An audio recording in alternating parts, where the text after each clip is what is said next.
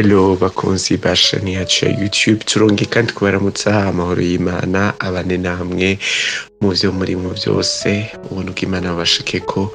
Nuko rero nkuko mubimenyereye yuko igihe cyose tuje hano tuba tuzanywe n'intahe nziza, intahe zimaze iminsi zidufasha zidukorako. Nuko rero n'uyu munsi rero muribuka yuko ubushize twabazaniye intahe yari igice ca mbere y'umudamu yitwa Marie Thérèse Bucumi, ariko tusika tubabwiye yuko tuzoza tubashikiriza igice ca kabiri. Nuko rero n'uyu munsi turafise igice ca kabiri, yashimye kutubandanyiriza intahe yiwe, ariko imbere yuko tuyibaha reka mubanze tubasabe mugire subscribe canke s'abone, hama mufyonda agakengeri kari iruhande ya subscribe canke s'abone kugira ngo muze mwakira intahe zacu imisi yose. Hama rero imbere yuko tubandanya reka turuhuke gato turaje.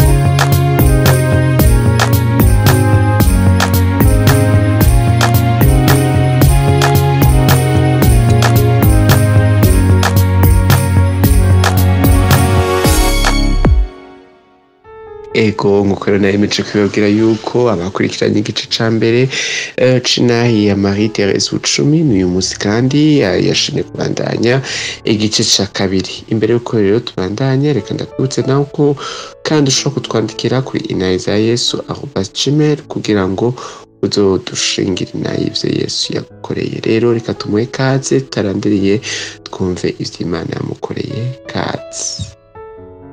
Yesu ashimwe bene data, ngarutse kugira ntange igice ca kabiri c'intahe yanje, ndababwire ukugene umwami Yesu twahuye, kugene naje guhura na Yesu nkakizwa. Mu gice ca mbere narababwiye ubuzima bwanje bwo mu byaha uko narimbayeho.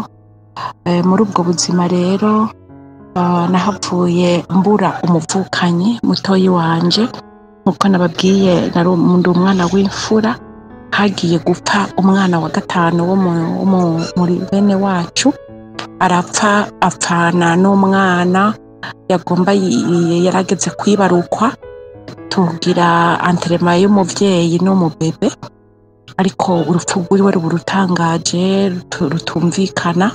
Hanyuma apfa itariki 5 z'ukwezi kwa kabiri 2017. Muri uko kwezi nyene kwa kabiri itariki 27 mu 2017, uko kwezi kwari gufise imisi 28 gusa.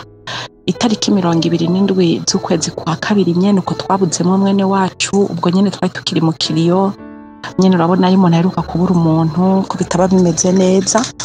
Nari nkomeye, mvuye ku kazi Ingozi, arije namanukanye imodoka ndi kuri volant ndava Ingozi, kubera yuko dusanzwe tubi Bujumbura. Ndashika i Bujumbura isaha y'5 y'umuhingamo avant midi.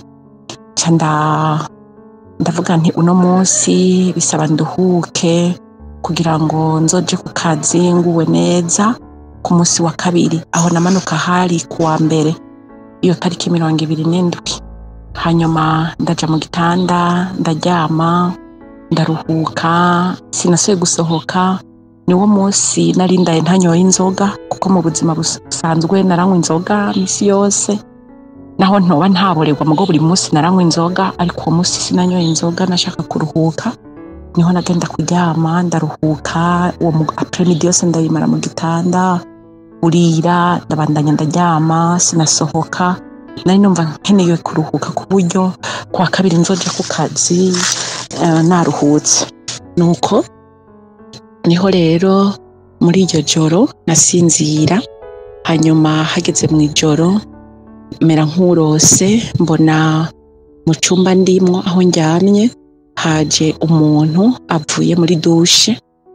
Kubera ko icumba kiri kidushe, haza umuntu w'umugabo munini cyane, yambaye ibintu vyirabura kuva mu mutwe gushika ku maguru, no kuvuga ntashobora kubona mu maso, ntabona intoke, yambaye ibintu vyirabura yitwikiriye, araza aratambuka nkabona ndamubona, araza gushika ku gitanda anyuriyeko afata mw'izosi, afashe mw'izosi araniga, arambwira ngo mu masaha 48 nawe urapfa, ati nawe urapfa kandi vyemere, kuko na mwene wanyu naramutwaye ndamutwarana n'umwana wiwe, ati nawe urapfa mu masaha 48, ati vyemere inshuro nyinshi. Naho umwami Yesu yaserutse bene data, murumva ko nari mu kanwa k'abadayimoni bagira bampekenye bamire. Umwami Yesu araseruka, sinishuye ngo ndavyemeye, ubwo yo nishura ngo ndavyemeye nari kuba ntashe byari kuba birangiye, ariko sinishuye ngo ndavyemeye, nishuye ngo sindavyemera ngo ayo masaha atarakwira.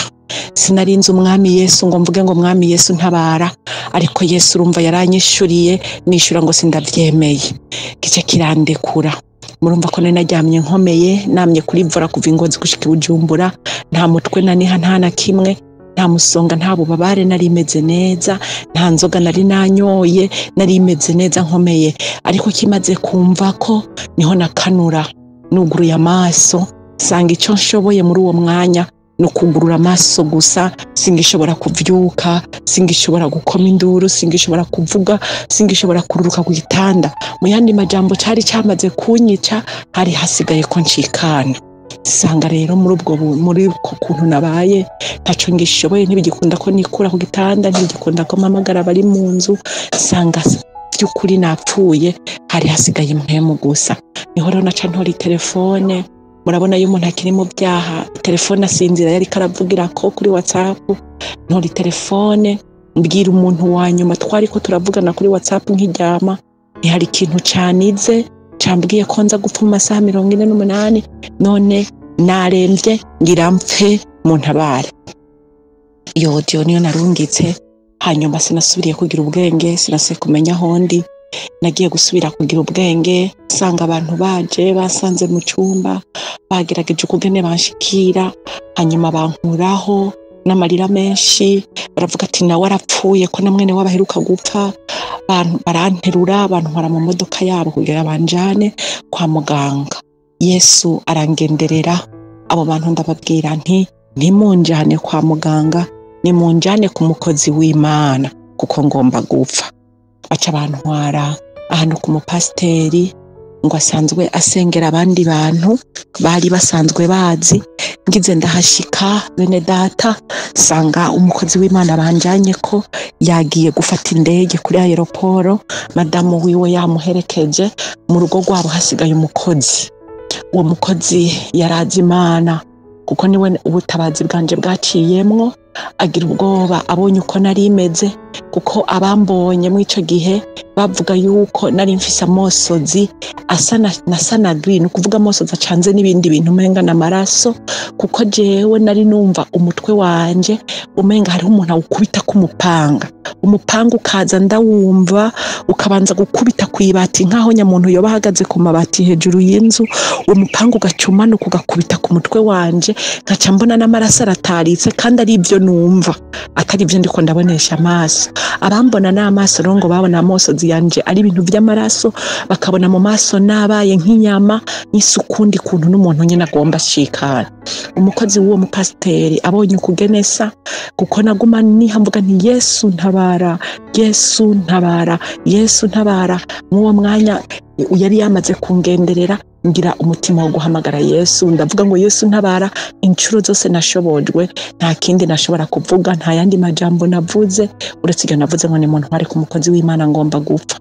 Nuko uwo mukozi ashatora telefone yanje, atelefona wa mukozi w'Imana, aramubwira ngo pastor, hari umuntu aje gupfira hano mu nzi wacu, pastor, hari umuntu apfiriye hano muhiri wacu, pastor tabara, hari umudamu apfiriye hano mu nzi wacu. Umupasiteri ari kuri aeroport, bamaze kurosansa amadokima yiwe, yamaze kwinjira hariya muri ya place barindiriramwo. Sinzi uko yabigenjeje bene data, uza gutabagwa nako umwami adakora. Aho mw'iyo nzu haratinze, haragera igihe bidakikunda ko mvuga ngo Yesu ntabara, nyene barabona ko ngira ncikane. ba bantu banjanayo baragira ubwoba, baravuga ati uyu muntu akadupfirako mu nzu y'uwo muntu, tumufise mu ntoki atari kwa muganga, biraza kudutera ingorane. Baca bantwara mu kavuriro kari hafi yaho kugira ngo abariho nja gucikanira. Mwako kavuriro kari hafi yaho muhira w'umupasiteri, hama wa mupasiteri Imana iramukoresha, jewe bamaze kunjana kwa muganga, nawe yarari kuri aeroporo, sinzi uko yabisiguye, aho banjana kwa muganga nawe yari mu nzira agaruka. Banshikanye kwa muganga, intahe nayishingiwe n'abanjanye, umuntu nyene ivuriro sanga banjanye mu ivuriro ry'umuntu akijijwe w'umumama, arababwira ngo uyu muntu wanyu nubwo agomba acikane ntabwo akeneye kuvugwa, naho dukeneye amahera, uyu muntu yishwe n'abadayimoni, reka ahubwo tumusengera. Wa muntu nyene ivuriro afata abaganga arabakoranya baransengera, kuko bari n'uwundi bari bamubwiye ngo ndonderera umutsi, arawurondera arawubura, no kuvuga ngo imitsi yari yamaze kuma, nari nsa n'uwahwereye. Niko rero guhagarara wa mumamanye n'ivuriro bakansengera cyane. N'ivuriro ntazopfa nibagiye, n'ubiyo ngwaye niho ngenda kwivuriza, n'akavuriro womenga ntagasobanutse ko mu Carama kitwa Genezareti. Umuntu amaze kumenya iryo vuriro n'ukuri hari Imana, nahasanze umumama arimwo Imana, akoranya abaganga biwe ngo wansengera aho kumvura, muzi neza ko abaganga abandi baba barondera amahera. Nuko arababwira ati umuntu wanyu yapfuye ariko yishwe n'abadayimoni, reka tumusengera ataracikana. Aje mu vyo kunsengera, hagati aho wa mupasiteri nawe yari karaza. Wa mupasiteri ashitse muhiriwe ngo baramubwira ati umuntu bamutwaye mu ivuriro kuko yari yaseye n'uwacikanye. Wa mukozi abereka rya vuriro. Wa mupasiteri ngo araza ahasanga abantwaye bariko bararira, arababwira ngo umuntu wanyu yari yamaze gupfa, yamara Yesu yambwiye ko agira mutabare kuko kamuramukeneye, aramufise ku mugambi. Asanga aho nari njyamye, arababwira ngo nibagura agakinju, bagura akakinju amazi k'amazi, arayasengera ayasukako. Umupasiteri ngo arasohoka, arababwira ngo umuntu wanyu Yesu aramukijije, agenda aranyaruka cyane asubira kuri aeroporo. Jewe nakanuye nsanga pasiteri atari hakiri, ariko nsanga ndakanya umubiri wose, ariko guhera uwo mwanya ntangura gukira, ntangura kuvuga, ntangura kubona hondi, ntangura kugira ubwenge. Abandi barambwira ngo wahinduye isura, wasubiriye gusa n'abazima. Nuko wa mumama nyene ivuriro aravuga ngo nibanshire mu cyumba nduhuke, ngo nta muti abona bompa ko nta ngwara ngwaye yo kwa muganga. Aravuga ngo mu bitaro gusa kugira uruhuke wumva utuje, ariko turagucura uno munsi witahire, ntacyo dufise tukuvuza hano uretse ko Imana yagutabaye. Nja mu bitaro, muri uyo mwanya namaze napfuye, umupasiteri atarashika, abo bantu twari kumwe, umuntu wese yarazi umuntu w'umukozi w'Imana yari yamuhamagaye, aramubwira ati wa mama Tereza nawe arapfuye, umwe aheruka kubura mwene wabo nawe arapfuye. No kuvuga ngo mu uwo mwanya namaze muri ivyo bitaro, wa mupasiteri yamsutse ko y'amazi, haraje abakozi b'Imana benshi cyane, nibaza ko bashika nka batanu canke barenga, abo mu ma eglise atandukanye. Urumva je sinari nkijijwe, ariko bari bahamagaye abapasiteri batandukanye batabaza kugira ngo hagire uwoza kunsengera. Nuko ndi muri ico cyumba bambwiye ngo ninduhukiremwo. Umupasiteri wa mbere akaza akavuga ati Tereza, wewe ico ndagusavye wakire Yesu. Nkamubwira nti ndamwakira nta kibazo, akanyakiriza Yesu, agaca ambwira ati naho wopfa uzobwiye neza nta kibazo. Uwundi akaza akambwira ati Tereza, wewe igikenewe ubu muno mwanya nuko wakira Yesu, ati nta kindi mbona no gufasha. Namubwira nti namwakiriye, agaca avuga ngo kugira ngo amaraso yawe sinzoyabazwe n'Imana, ndagomba kukwakiriza Yesu jewe nyene ndavyibonere. Uwo nawe agacanyakiriza Yesu, wakagenda. N'uwundi akaza, harabanyakirije ku telefone bari mu Buyapani, Imana ibahezagire.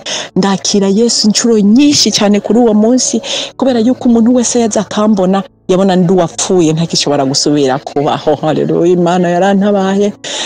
Ariko uwo munsi sinapfa, buraca. Ariko ya masaha nategerezwa kuyaharura guhera saa 5 y'ijoro naboneye uwo mugabo, no kuvuga ngo iryo joro rya mbere amasaha 28 ya mbere yaraheze. Nuko ku mugoroba barancura, ndataha ngenda muhiri wanje, haba umukozi w'Imana umwe sindongera asubira kumubona. Araza aramperekeza mu rugo, dushika mu rugo aransengera, hanyuma aheje kunsengera aravuga ngo nibazane amazi, arayasengera, arambwira uko ibirozi vyinjiye muri jewe biciye mu maguru, ayo mazi ndayahonyoramwo n'ibindi. Ayo mazi amaze kuyasuka ariko arayamija mu rupangu kugira agende ataye amazi reka ndayamija mu rupangu, abadayimoni bafata abantu bose bo mu rupangu, abana, abamama, abari bahari bose bafatwa n'abadayimoni. Umwe ngo mu mugongo ndapfuye, undi ngo umutwe uramenetse, undi ngo mu nda ndababara, undi bose arabasengera. Uwo mukozi w'Imana aragenda atubohorera urupangu uko nuko arigira. Bukeye mu gitondo mwumve ngo naringeze ku masaha 28 yari yakwiye 5 y'ijoro. Ubwo mu gitondo naringeze mu masaha 30, nari nsigaje amasaha 10 n'ayandi kuko bari cyari cyambwiye amasaha 48. Nuko bukeye mu gitondo ndumva ko nasengewe, nkumva ko nakiriwe Yesu, ariko ubwo buhamya bwo mu mutima ntabwo nari bwagire. Ntacanyemeza neza ko kwakira Yesu biza kumvura urupfu, uretse gusa ko nari nzi ko nakiriye Yesu nshobora kuja mu ijuru ninapfa, ariko gupfaho ntacari cyambwiye ko kibikuyeho. Nuko rero nari nzi ko ntegerezwa gupfa ya saa 5 y'ijoro iza gukwiza amasaha 48. Nuko rero bukeye mu gitondo mbura amahoro, ndumva ko ivyo kuba mu nzu yanje ataco bikimariye, ivyo kuba mfise imodoka ataco bikimariye, ivyo kuba mfise umugabo ataco bikimariye, ivyo kuba mfise abana ataco bikimariye. Bene data, ibintu dufise mw'isi bigira umumaro iyo ufise amagara. Haleluya. Niwabona ufise amagara meza uzohora ushima Imana, uzohora ushima Imana ko atahubabara, uzohora ushima Imana kuri muzima. Buri munsi uvyutse uzohora ukengurukira Imana. Ubugingo n'ubuzima bwacu buri mu biganza vy'Uhoraho Imana yacu. Nukuri yuzi neza kugiye gusezera ivy'isi vyose urabizinukwa, isi ikakwitandukanya ko ivyo wahora uyikunda vyose n'ukugene yahora ikwikundisha ikaguheba, ikakwereka neza ko mutari kumwe. Uwo mwanya narawubayemwo wo kubona ntari kumwe n'isi, wo kubona ivyo kw'isi byose ataco nkibikeneyeko. Hanyuma hageze mu masaha ya après-midi, mu masaha 8 gutyo, ndabwira bari mu nzu kuko bari bahavuye baragwira bamera nk'abari ku kiriyo, abaruguru bamanutse, umugabo yamanutse, abantu bateramye mu nzu barindiriye ugupfa kwanje. Nuko ndavuga ngo umuntu ankunda naze ahantu tugenda, nta kindi sigaje kubasaba ikintu kimwe gusa, nuko umuntu ankunda yohaguruka akaza tukagenda ahantu ngira ndamubarira. Nuko umugabo wanje muri uko guturuhura, muri uko kubabara, muri uko kutagira ico bari bukore, yatse imodoka yambaye ikabutura ko bari bataye umutwe. Mama wanje n'abandi bantu bose bari mu rupangu baraza, bamwe baje mu modoka yacu turagenda. Ndababwira nti mwugurura ibiyo, guhera ngaha muhira mugende murumviriza ahantu baba bariko baravuga Imana, munjane munshireyo, ntimunjane kuri katedrale kuko naramaze kwakira Yesu nk'umwami n'umukiza, ariko ahantu mwumva urushengero rw'abakizwa bariko baravuga Imana muce munshiramwe, muce mwitahira, nta bindi ndabasabye muzoba mukoze. Nuko nja mu modoka ahantu tubana, ahantu hitwa mu Rubirizi, urenze Carama ugenda nk'uji Bubanza, tuva aho hantu turaca mu Kinama, turaca mu Carama, ahantu hose twahora tuzi hari ishengero ry'abakizwa, kubera yuko hari ku munsi wa gatatu, umunsi kingendera hari mwijoro, umunsi nayirirwa mu bitaro hari kuwa kabiri. Uwo munsi navuga ngo bantware hari kuwa gatatu itariki 1 y'ukwezi kwa gatatu mu 2017. Ku munsi wa gatatu amashengero yose twaraciye ku mashengero menshi. Bene data, hajye utaragira ikibazo, iyo umaze kuja mu kibazo urabura n'ahantu na hamwe uri buronderera Imana. Hari abakozi b'Imana batubwira ngo hazogera igihe ngo turondera n'imisozi ngo twayitubwira ngo nitugwe kikanka. Ndagenda turaca ku mashengero menshi y'abapentekote, turaca ku mashengero menshi tubona y'abakizwa yahora yirirwa twumva baririmba, sanga amashengero yose ari kamagufuri. Bene data, ndaburi ishengero na rimwe twinjiramwo nkababwira ngo subira muzunguruke, twagira turumva hano hariko haravuga ibintu vy'umuziki, ntoga ntitugende kuraba bashobora kuba ari mw'ishengero, tugasanga si mw'ishengero. Amashengero yose sanga rugaye, ndaburi ishengero na rimwe ninjiramwo. Hanyuma mubo twari kumwe harimo umukobwa nabereye marene aravuga ati ku rushengero iwacu ariko naho bimeze uku twebwe twama dusenga kuwa gatatu ati kandi kuri programme hari koko dusenga kuwa gatatu ati nahaya ni mashengero yugaye tugende kuraba yuko batariko barasenga niho twerekeza ku ishengero iwabo iryo shengero ryabo ryitwa Pentecost and Holiness Church for the Revival ishengero ryo kwihana no kwezwa kugira ngo batwari kanguro ku isi yose iryo shengero naribonye mw'Imana bene data ndasanga bariko baranirimba bariko baratambira Imana bafise igikorane ari saa 9 ari saa 10 gutyo hafi ya saa 10 sanga hoho barateramye abantu benshi buzuye ishengero baririmba ndavuga nte wa Mana urakoze hama ndinjira muri iryo shengero bene data ntabwo narinzi vyaho sinarinzi umupasiteri waho nta muntu numwe waho narinzi uretse ko uwo mukobwa yari yatubwiye ati wacu turasenga nuko ninjirayo meze nk'uwapfuye nyene nambaye ikwembe bimwe kwizosi bindi hasi abantu turi kumwe bose baturuye bakanuye amaso mwumve ngo hari mu masaha 10 nza gupfa saa 5 y'ijoro nuko ninjira mu iryo shengero ndicara nsanga umukozi w'Imana ari hejuru arigisha ibyo yigisha byose byo nari nkeneye kandi abo bantu twari kumwe nta numwe nari nabwiye umugambi wanje umugambi nari mfise mu mutima kwari uko abantu ntwara mu ishengero maze bahejeje gusenga narinzi yuko mu bakizwe iyo bahejeje gusenga bahamagara abantu bagwaye bakabasengera narinzi yuko baza guhamagara abagwayi hama maze gushika imbere nkafukama batubwiye ngo nituhave sinze kuhava intumbero yanje yari yuko nca nguma ngaho imbere y'ishengero kugira ngo ya gatanu y'ijoro niyagera iza gukwiza amasaha 48 ize kugera isanga mu rushengero ndavuga ntivyo ari byo byose narabonye ko ari ikintu cirabura no kuvuga n'abadayimoni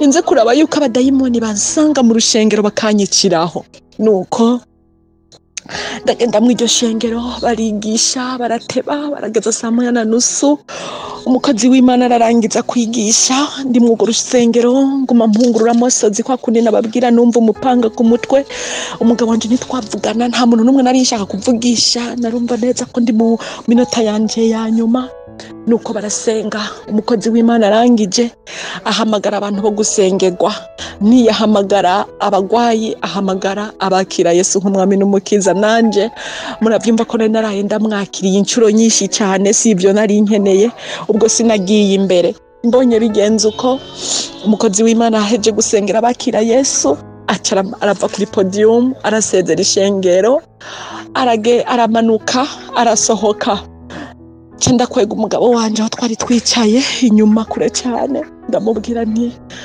ku muntu ajya gupfa nta kintu na kimwe gikoreka aturabona ko adahamagaye abagwayi tubwo rero no gupfa gusa nta kindi neje kubimubwira umugabo wanje umupasiteri yari yigisha yari yasohotse abakristo nabo batanguye gusohoka ko yari yabasezeye ariko kubera bari benshi ntibari bwahere nza mbona umuntu w'umugabo avuye mu yindi nzu atari ngaho mu rushengero avuye mu yindi nzu y'ibiro y'iryo shengero itandukanye n'ishengero iri hirya umugabo atigeze kwinjira mu isengero nza mbona je yiruka aza yiruka acagenda kuri podium yiruka hanyuma aravuga ngo bakristo nimugaruke mbona ba bantu bari bakiri hafi y'ishengero n'abari mu ishengero n'abariko barasohoka bose bagarutse biruka nabo baricara je kubera ari ifise intumbero yo kutava mu rushengero niho nari nkiri n'umugabo yicaye babuze ico bari bukore abantu bose baragaruka bari mu ishengero baricara uwo mugabo aravuga ngo sinarinzi wari we sinari bwigenda mubona sinari bwigenda mwumva nta nuwo narinzi natangajwe n'ukuntu ashikiye hejuru kuri podium nuko aravuga ngo nimwicare ndababwire gukintu Imana imbariye baricara arababwira ngo hano mu ishengero hari umuntu ari karidodomba ngo kandi yafashe ingingo kutava hano ngo Imana ngo iramutabaye arampamagara ngo wa mugore we ngo uri kurarira hari inyuma ngo Imana ya bafre ngo ngwino Imana iragutabaye ndagenda imbere abantu barifata ku mutwe babonye kugene sa mu maso kugene mosozi aguma yahunguruka nabishaka. Aravuga ngo urwo rupfu rwawe ngo urindiriye saa 5 y'ijoro ngo Imana irugukuyeko. Haleluya. Aravuga ngo kijya kigabo wabonye ucambaye ibintu vyirabura cyaguteye ngo ndakibona kiri mu nzu y'umupfumu ngo ahantu hitwa Ingozi ngo mu nzu y'umurozi ngo ahantu ngo ku birometero 7 ngo uva Ingozi ngo ufashe ibarabara rya Gitega ngo uwo mupfumu ngo afise umuhoro mu ntoke ngo ari gutema ngo ikintu cyitwa umutanga cenenetse hejuru yiwe imbere yiwe ngo kandi ngo yatemye ngo nuwo mupanga wumva ku mutwe wawe ngo ariko ngo bari bamubwiye ko aza kugitema gushika gisanzaye ngo kandi saa 5 cyari kuba gisanzaye ngo nawe ari kubupfuye ngo ariko ngo umwami Yesu ngo aragukuye kugwa rupfu ngo kubera yuko wamumenye ngo kubera ko wamwakiriye ngo urupfu rwawe rurahagaritswe ngo none rero ngo uratabawe ngo uzovuga Imana yagutabaye.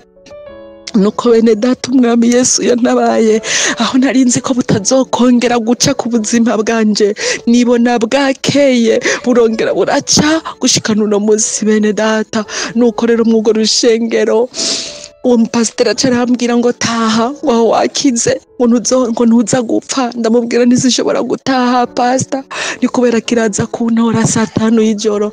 Arambwira ngo taha nacuba Yesu yagutabaye nta kwizera nari bwagire ndanka gutaha. Arambwira ngo reka basinda guhica utahana ngo kugira ugira kwizera. Asengera amazi arambwira ngo genda ngo yatahane ngo mbaze ngo urare ngo urayanwa ngo hama ngo saa 5 niyagera nkuze kuyiyoza mu maso ngo hama wongera uyanwe ngo ntabwo upfa ngo uzoze cyo tugusengere. Ndataha ntabyizeye ariko ayo mazi ndayatahana yasaha ndayirindirana ubwoba bwinshi nkanuye abandi bose basinziriye. Ubwo Yesu nyine yari yabagendereye abaha amahoro mu mutima barisinzirira nanje biranka ko nsinzira. Ariko ya saa 5 iragera ayandi masaha arakurikira ntabwo napfuye. Urumva ko ndiko ndavuga shingira ntahe Yesu yantabaye akankura mu menyo y'abadayimoni bagira banjye nk'inyama akantabara gushika nuno munsi ndacariho bene data. Yatabaye Yesu mba narapfuye, yatabaye Yesu mba naribagiranwe, yatabaye Yesu ntawe bakimvuga kuva muri 2019 mu kwa 3 ubu simba nkivugwa bene data. Nuko rero ndatabagwa buraca mu gitondo nzinduka kuri rya shengero wa mukozi w'Imana arambwira ati naho bamaze kukwakiriza Yesu wabimbwiye ati ndagomba ndakwakiriza Yesu nanje ubwanje ndavyibonere ndabishingira intahe ati kugira ngo ndabibone neza ko vyakoretse nawe asubiramo kunyakiriza Yesu.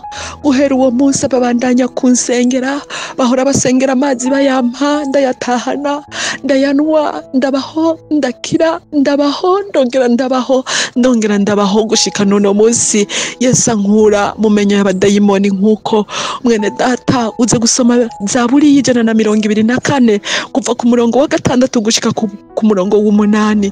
Ukubaho kwacu kuri mu biganza vy'Imana kandi yataba uhoraho Imana nyaguhezagirwa. Banarabaye inyama z'abadayimoni wowe ni wari kunyumva no munsi banarapfuye ariko ndashima umwami Yesu yaciye amagakiza. Guhera uwo munsi ndacinjirira muri iryo shengero aho natabarukiye nabaye umukristo mbu umwana w'Imana. Yesu agenda ngirira neza bya matrase yose y'ivyaha kwa kwisiga kwa kugira iki bwa busambanyi bya byose nagenderamwo umwami Yesu arabimbohora arankiza none ubu yangize n'umukozi wiwe. Ndashima Imana rero yangiriye nkore ico gitangaza ikanzura mu bapfuye narazutse bene data. Murumva ko nari napfuye ariko Yesu aranzura ndamushima nyaguhora ku ngoma arankiza arangije amagakiza kiwe none ubu mfise n'ivyizigiro kuko nzoba mu bugingo budashira yasezeraniye umwami wanje. Nuko rero igice cya kabiri c'intahe yanje ariko ndababwira ugene Yesu yanzuye kugene Yesu yankuye muri urwo rupfu. Nawe mwene data birashoboka kuri mu bikanuye amaso, birashoboka kuri mu guhoba gw'intambwe nkaho nanje narindi, birashoboka kuri mu menyo y'urupfu, mu bibazo bitandukanye, birashoboka ukaba uri mu bintu ubona yuko ata kuntu wobirengana, mbere birashoboka ukabuja uzi n'isaha biza kuguhitana, ariko nagomba ndakubwire ngo biteye ubwoba wewe, kandi biraguteye ubwoba koko, kandi birababaje, ariko nagomba ndakubwire ngo Yesu arashoboye. Uwo mwami wacu Yesu arashoboye. Uwo mwami wacu Yesu ntahatokura umuntu. Uwo mwami wacu Yesu arakura n'abari mu rupfu akabagira abazima. Uwo mwami wacu Yesu n'abapfuye arabazura. Uwo mwami wacu Yesu arahambaye, nta kimunanira, afise ukuboko kw'inkomezi, aratabara, arongera iminsi yo kubaho. N'igitangaza, umwami wanje Yesu n'igitangaza. Mwene data icyo usabwa umwizere gusa, ibyo urimwo byose azobigukuramwo. Naho wowe uri mu muriro arabishoboye kugukuramwo, naho wowe uri mu rupfu arabishoboye, naho wowe ugwaye ingwara atamuntu n'umwe ayizi arashoboye kugukiza, naho wowe urwaye ingwara uzi neza ko yishe abandi arabishoboye kugukiza, naho wowe urimwo barakuroze aragukiza, naho wowe uri mu mazi agomba gutembane arabishoboye kugutabara. Uwo mwami nta kimunanira. Uwo mwami wacu arashoboye. Uwo mwami wacu ni umuhizi. Uwo mwami wacu aratabara. Mwakoze kubana nanje muri no ntaye igice cya kabiri cy'ukuganira nahuye na Kristo. Kuva uwo munsi nabaye umwana w'Imana. Kuva uwo munsi ndacinjirireho natabariwe. Kuva uwo munsi Yesu yagiye angirira neza. Kina cyari igice cya kabiri cy'intahe yanje.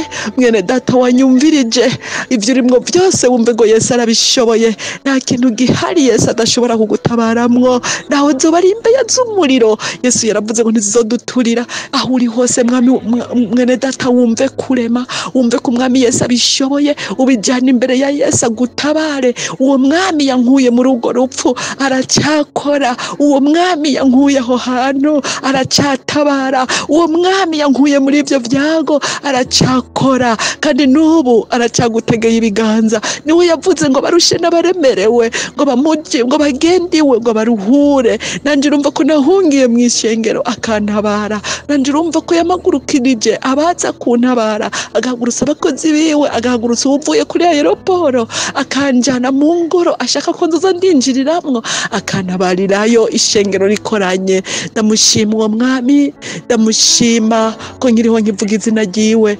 ndamushima ku byo yankoreye mu buzima bwanje mu guhura nanje, ndamushima ko yashize intahe mu kanwa kanje, ndamushima ko atemeye ko mpfa ntavuze ibyo yankoreye, ndamushima ku byo ashishikara gukora no mu buzima bwanje. Umuntu yumvirije kino kigabane cya kabiri cy'intahe yanje, umwami Yesu akugirire neza. Wumva ibyizigiro, wumva ukurema mu mutima, wumve wo kwizera umwami Yesu muri byose. Imana yo mu ijuru ibahezagire cyane, mwarahezagiwe rwose, ni mu izina rya Yesu shinzi no ntahe. Amen. Amen, amen, amen. Ukuri ndanyuzwe, iyi nayo irafasha, iyi nayo irakomeye. Ndahamagariye umuntu wese kumva iyi nahe. Reka ndagusabe wowe ariko urayikurikirana ugire share canke partage mu kwisangiza abandi bantu, dusangirira hamwe twese twumve iyi nahe ari nziza. Turagushimiye Marie Therese Bucumi kubona warashoboye kandi kudusangiza igice cawe ca mbere, ukaba utubandanirije hamwe n'igice ca kabiri c'inahe yawe. Imana yo mu ijuru iguhezagire rwose, uhezagirwe n'Imana. Nuko rero ndagushimiye nawe wese wadukurikiranye kuva mu gice ca mbere ukaba udukurikiranye mu gice ca kabiri. Imana nyene amahoro iguhezagire, ibane nawe no mu vyawe. Umugisha w'Imana ubabeko. Reka rero imbere yuko ndangiza ndakwibutsa gutaragira subscribe, gire subscribe canke sabone. Iruhande ya subscribe canke sabone hari agakengeri ugafyonde kugira ngo igihe cose dushitse kw'inahe zacu uze wamuba uwa mbere kuzironka. Ikindi nuko mushobora kutwandikira kuri inahezayesu@gmail.com mu ntumbero yuko mushaka kudusangiza intahe zanyu tuzoheza tubakure kugira ngo mudusangize ivyo Yesu yabakoreye. Nuko rero ndabikebanuye, ndababifuriza kuroranirwa mu vyanyu no mu banyu, naho ubutaha. Bye bye.